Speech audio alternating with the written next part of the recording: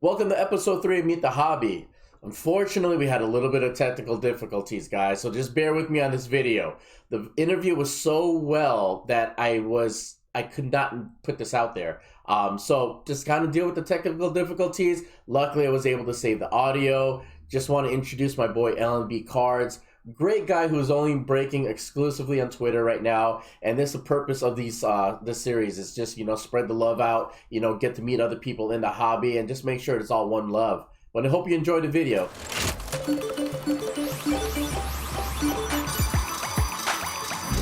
What's up, guys? It's your boy SC1. This is 777 Breaks and another episode of Meet the Hobby.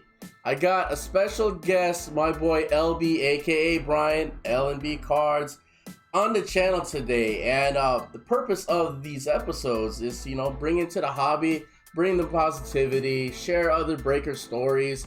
It's all one love, it's all one hobby. So say what's up, Brian. Hey, what's up, guys? Appreciate you having me on. Look forward to having a nice conversation today, man. Yeah, today is Super Bowl Sunday, but by the time you guys watch this, the Super Bowl's gonna be long and gone. Who do you got today? I'm cheering. I'm going for the Bengals, man. Stafford did a lot of damage to me here in Detroit, so I'm I still hold a bit of a grudge, man. I can't root for him, so I got to go with the Bengals. Plus, I think the Bengals are a lot of fun to watch. They are a young team, man. And honestly, like I said, I'm a Chicago guy. So, I mean, I can never find myself rooting for Matt Stafford. Same with, like, Aaron Rodgers. Like, there's no way. Yeah. No way I will root for them. So. Yeah, I can't blame you. Yeah, Stafford, he's had a good run. He's made me look like a fool with some of my takes, but I can own that. So I made a few bad takes there this year. So here's a couple questions. Like I said, the whole purpose of this is to meet the other breakers, let them know what they're into, what their thoughts on different products are, and all that stuff. But so, are you more, would you say, a collector, or would you say you're more of a breaker? Man, I would say I'm probably more of a collector. My son and I definitely prefer the collecting side. Breaking has kind of come from collecting a little bit, I would say. But overall, I'd say I'm definitely more of a collector than a breaker. Gotcha. Are you PCing all Detroit? 0 Detroit, actually. Really? Yeah, we go to the games and stuff, and we're fans of the local teams. But my son absolutely loves LeBron. He loves Devin Booker. So we PC those guys for sure. My team growing up was the Phoenix Suns with Charles Barkley and Dan Marley, Danny Manning, all those guys. Kevin Johnson. So that's my PC. I try and, especially Barkley. CB is my guy. And I try and PC him as much as I can find him. In Suns uniform, though. None of that cool. Rockets or Sixers stuff. Well, it's funny is I'm showing my age a little bit, but there was a game on Sega Genesis that was called, I forgot the name of the NBA game. I think it was called like NBA Talk. And there was a section where Chris Chambers on the Suns, that he could shoot from the three-point line, but he would dunk all the way from the three-point line. There was a glitch in the system. So, yeah. And back in the day, that was the only team I played with, even though I was a Bulls guy. And back then, Jordan was allowed to be in video games and all that stuff. So I always had to play with different teams. But the Suns, I remember watching, me and my parents were in Vegas when the Bulls went against the Suns in that finals. And I'll never forget that John Paxson shot, because my dad was sitting next to a guy. It was weird times. I was sitting at the bar with my dad, and my dad's in Vegas. We're just riling up, and he's sitting next to a guy, and they put $300 in the middle of the table, like in the last 2 minutes. And they're like, okay, $300, Bulls win, I take all, Suns win, you take all. So they throw it up, we're throwing up, Paxson hits that shot, it's like game time. Yeah, those were good memories for me. I missed those days. The Suns were a lot of fun to watch. I had the starter jacket, of course, I had Barkley shoes. Those were good times. Definitely good time. So before I get into more questions, let's get into the screen, and I'm gonna throw a little bit of one of your breaks in the background here. So the first question is, where do you actually break? Like, do you have a YouTube channel? Do you have a specific platform that you like to break on? I would say, since I'm still kind of in the infancy of breaking compared to most, Yeah, I still use Twitter. I just go Twitter live and do everything through Twitter right now. You and I were talking a little bit ago that your reach is much greater by using eBay as an option for you guys, right? And I think that's something that I want to look for in the future if I want to grow this at all, is to kind of expand my horizons a little bit. Still do Twitter stuff, but also get out there on different platforms and see what we can come up with. Yeah, I mean, it's I would say, just from personal experience, eBay is, everyone calls it eBay for a reason.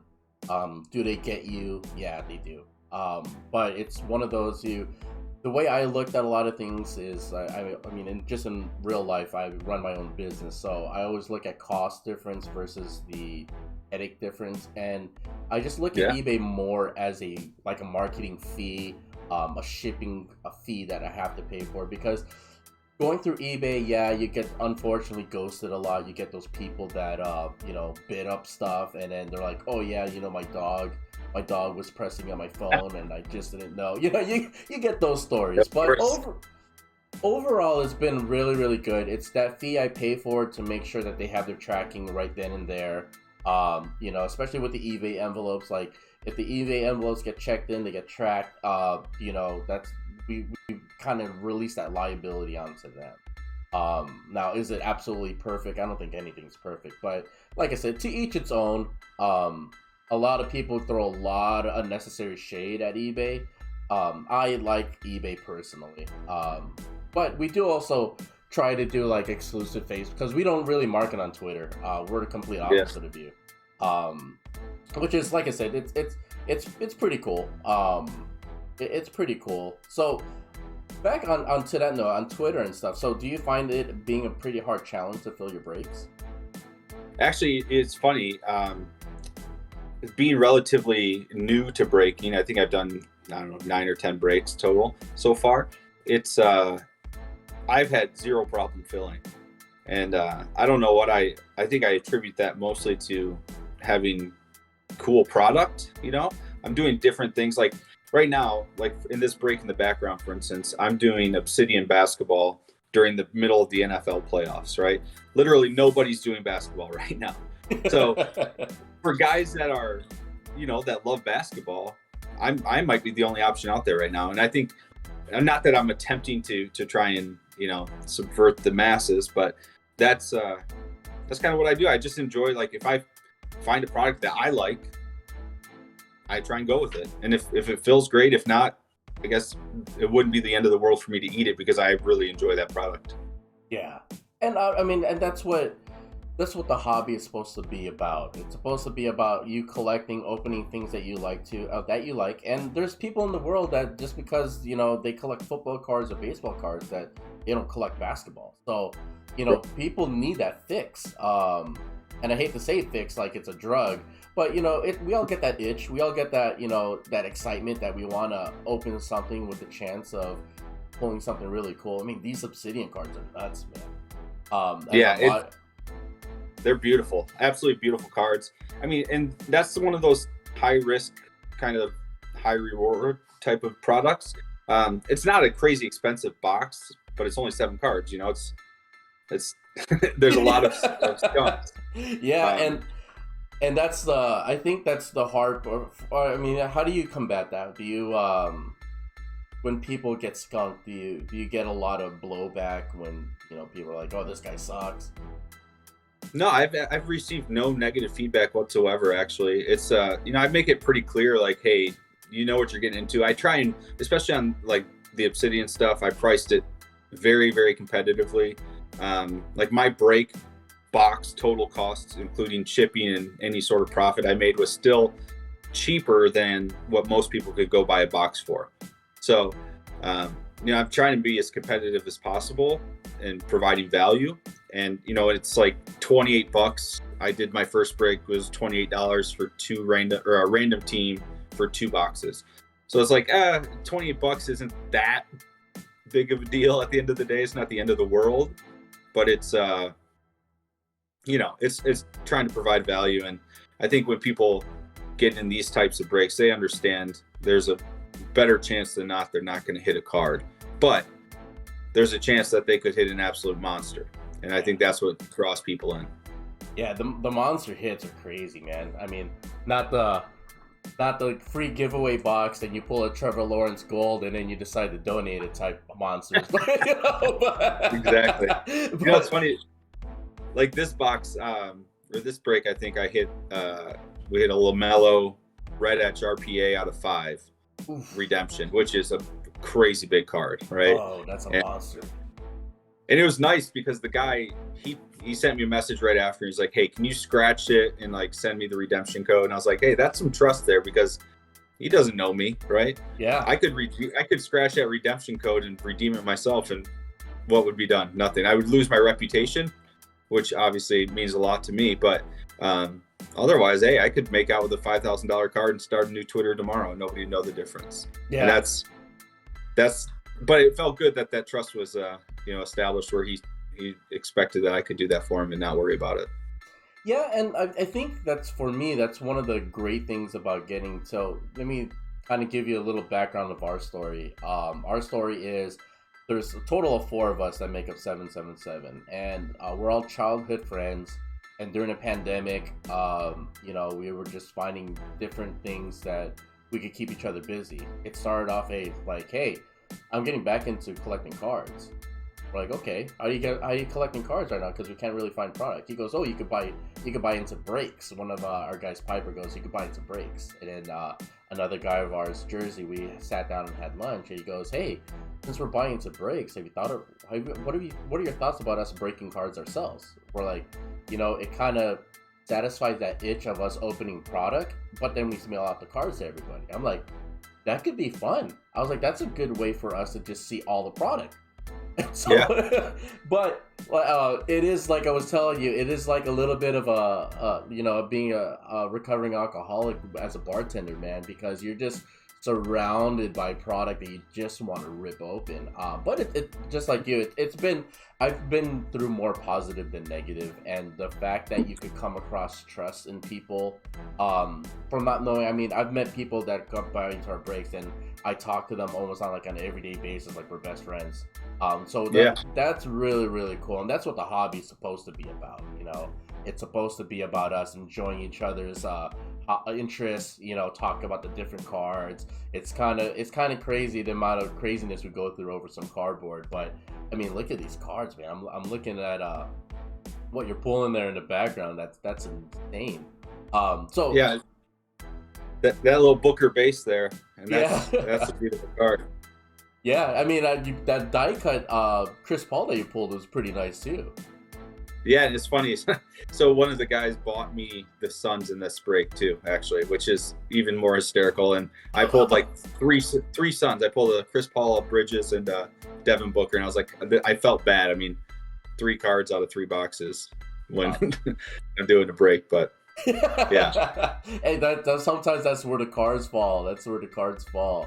But so on that note, are you more of a basketball guy, a football guy? Like, what's your sport that you like to PC and like to break? Yeah, so for me, PC definitely is basketball. That's what my son's into. He's L of LB cards, so he loves basketball. Man, that's his sport. So we've really kind of focused on basketball for our PC and stuff. And I mean, I collect football, but honestly, for me, football, I join a lot of football breaks of other friends that are doing it. I wouldn't say I collect any real football cards.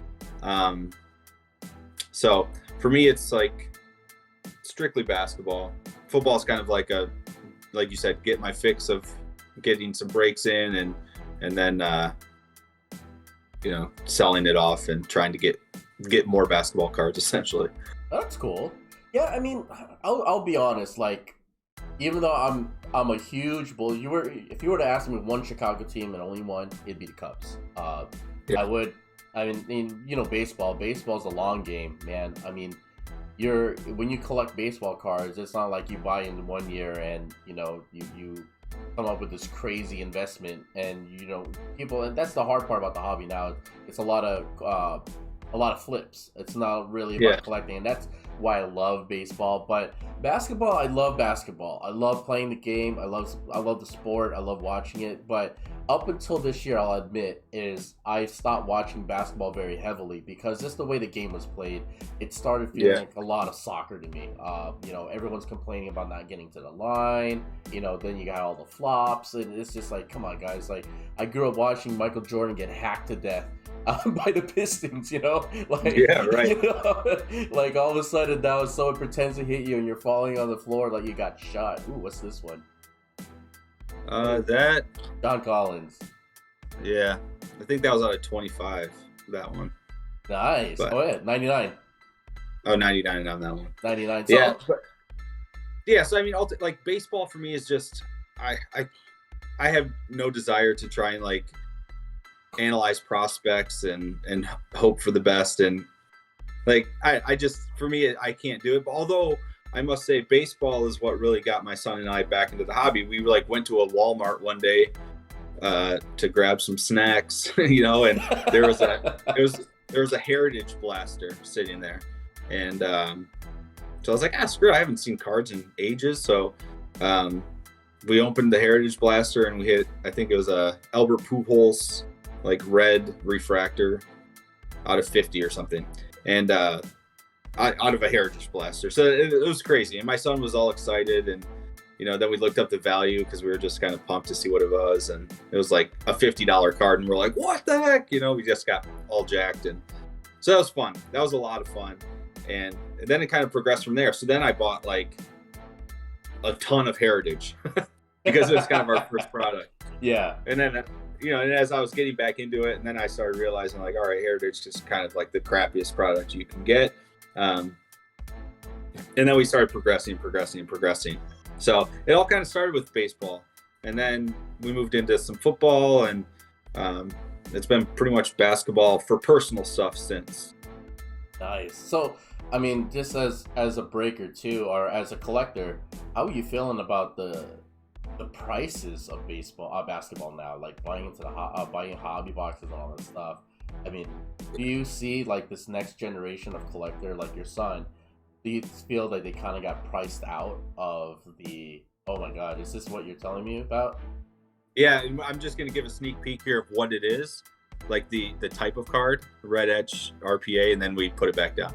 So the guys in the chat, they were like, hey, just give us a sneak peek of what kind of card it is, because there's like KD has a couple of redemptions in this product too. But yeah, that redemption there is the biggest card I've ever pulled, actually. Nice. So. I think I remember, here's one of our big card pool stories. So just like anything, just like anybody, you have unsold teams, and if you don't sell them, you try to do it live so you're not holding up the break. And one break we had the Arizona Cardinals not sell, and we go live, we're selling these cards off, we're like, oh, any unsold team, just have it for $7. If you don't want it, we'll keep it, no problem, but if you want to have it, take it for $7. And one of the guys bought it for $7. We pulled a downtown Pat Tillman. Oh man, yeah, that's a card. Yeah, and that card, it was the first downtown Pat Tillman. And so it was, I think at the time, Raw, this is before the explosion, I believe at the time Raw was like $900. And I think he wound up sending it to get graded. I think that card's well over $4,000 now. I mean, it's for $7. That's a pretty good deal. That's how do you deny those odds? No kidding. No kidding. On basketball, what would you say your favorite product is? As a collector and as a breaker, what would you say is your favorite product to break? Honestly, I love doing this Obsidian.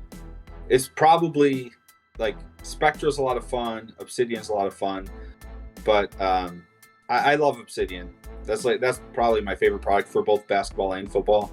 But yeah, honestly, I'm not a huge Prism guy. I'm not a huge Select guy. I don't know. Those products actually, I would say one of my favorite products is coming out next week, and that's Donruss Elite basketball. Last year, my son and I bought a box on Panini for like $250, during the Dutch auction, and it was online exclusive last year. And we hit a Nobi Toppin 101 die cut out of the box, and we hit a Ja Morant Anthony Edwards dual auto to 25 out of that box. For your PC? Not for the PC, unfortunately. Oh. Wow, we ended up that's selling a monster. That. Actually, I ended up trading that card for my son also loves Justin Herbert, so I traded that card for a Justin Herbert Prism Black auto out of 49. So it was a pretty good trade. They were essentially equal value, but people like, Prism Black a lot more than they like Elite. So, but Elite's my favorite product. I tried getting a case last week for first off the line, but the Panini app is terrible. It didn't work out, so unfortunately. Yeah. What's funny is Panini. I mean, I don't like throwing shade at unnecessary shade, but I will say Panini is with the redemptions and stuff. They've gotten really weird, man. Another breaker, Josh JG. Yeah. I helped him out and joined one of his breaks. And I pulled the Rashad Bateman rookie patch auto. Okay. And this was back, I think, end of September, and it still hasn't even moved.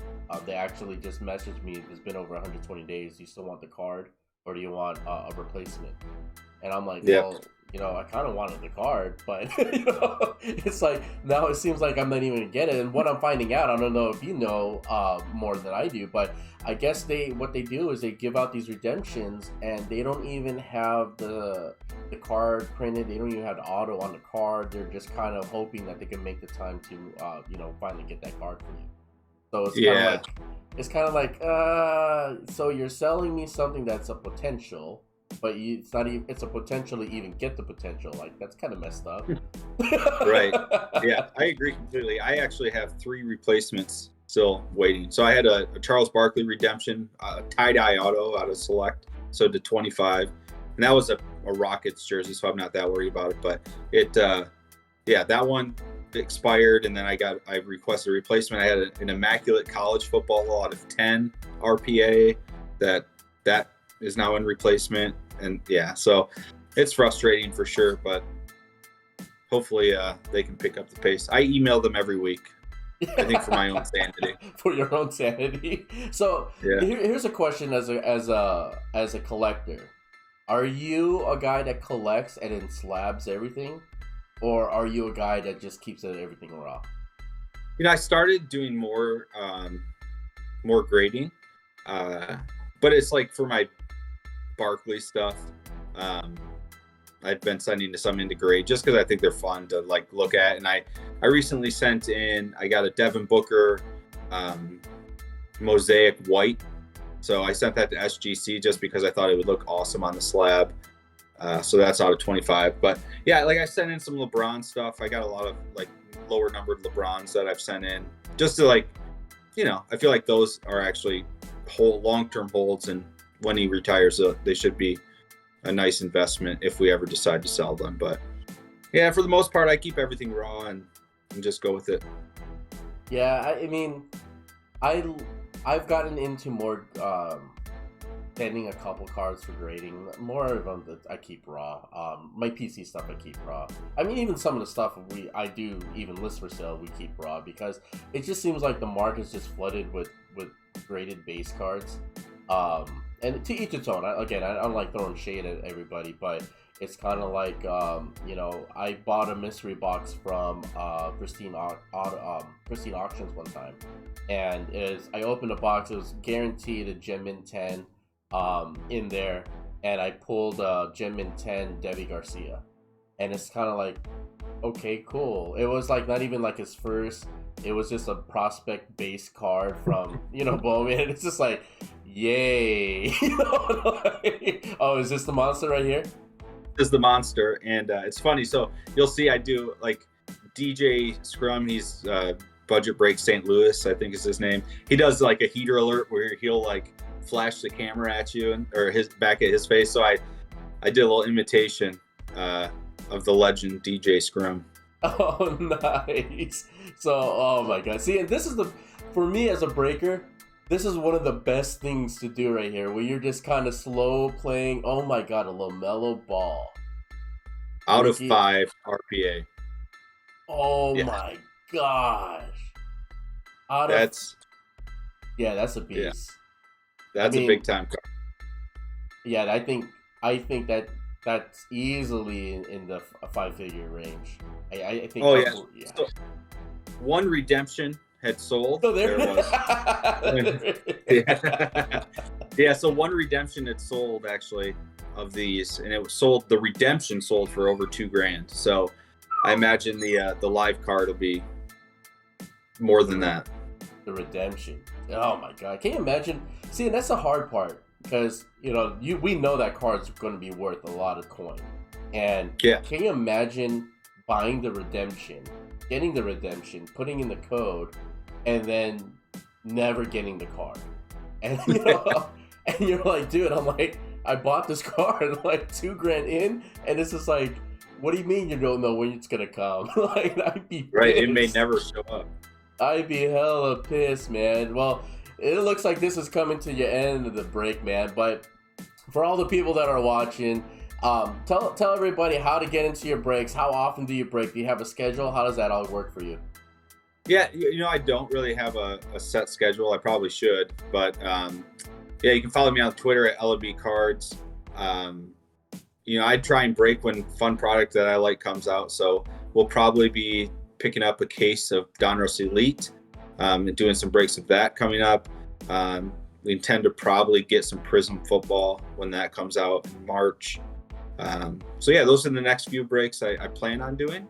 We'll see how that pans out, but we'll see, man. It's a lot of fun. There's a lot of great people out there, a lot of positive folks like you, which I appreciate what you're doing with these types of interviews and the positivity you spread on Twitter and other platforms. So yeah, man, just keep doing what you're doing, and I certainly appreciate it for sure. I definitely appreciate you, man, to take it onto the channel. Like I said, I mean, it's one thing to be part of a hobby, and that's what the whole goal of these videos is, to spread the love, to spread the camaraderie. Just know that, even though you break and I break, we can still be on the same team and just promote each other, because it's just about, at the end of the day, you may be breaking something that I'm not breaking, and vice versa. Like, we never break for Obsidian, I'll be honest with you. Like, the thought of we always talked about it, where it's like, dude, 7 cards. One of the ones I want to start breaking into is UFC Immaculate, and I'm looking like man, that's like $1,300 for a box, and there's only like 6 cards in it. It's like, ugh. Let me think about it. It's a tough pill to swallow for sure. Like this case, I'm very open with my pricing too. So I think I paid $336 a box for these, and for 7 cards is a lot of money per card. But again, there's always that chance you get a monster, and I think that's what people like about it. So. Cheap entry for the most part when you got 30 teams, and it's fun. I love it. It's a good product, but again, I appreciate you. Like you said, man, there's no competition for me. It is what it is. People are out there just trying to have a good time, do their thing. Some people run it as a business. Some people run it as a side hobby project. But whatever you do, there's no reason for negativity. I think we're all out there just doing the same things, trying to have a good time, and I'm all about spreading the love, like you said.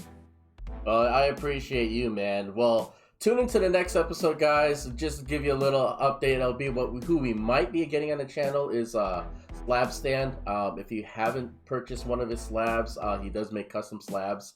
I'll send a link there down below. So we have a tentative schedule for in the next couple of weeks.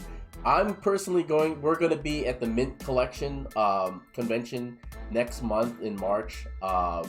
That's going to be end of March. If you heard of it, I don't know if you have heard of it, but you should try to check it out. It's going to be a really, really huge West Coast convention held at the UFC Apex Center. So check it out. If you could break away from the family and get out there with us, man. But I'm SC1. That's LB. I appreciate you taking the time of your day. I'm rooting for the Bengals today. Hopefully, by the time you guys watch this, they're going to win. But until then, guys, peace out. All right, take care, man.